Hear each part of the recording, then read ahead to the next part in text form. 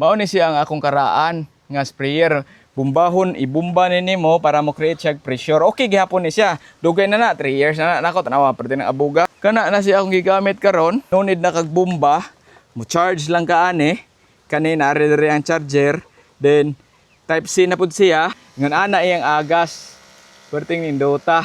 No, dako kaayo og dako kayong area niya nga ma-disinfect dayon. Dili ra ni sa ato ang poultry, pwede ni magamit sa mga vegetables kung mag-spray mo og something mga vitamins or unsa inyong spray. Ang nakanindot niya kay na siya filter, unlike atong akong gipakita ganina. Na po gani siya knapsack, pwede ninyo inapsack. Oh, na siya filter pakapin. Kani gamit kay ni tanan guys, ang gamit ani dili masudlan og kuan imuhang nasol kanang mga huga kay mao na makakos sa stack up kaning diare kani siya kaning nasol kung kuan na siya ma-stack up na siya guys or usahay ari diare or kani mismo yang pipe or kani siya. So gamit kay ito sa tanan no. Yan na siya ibutanganan dire ari ra kung hunong kag kuan ara na mo snap ra diha.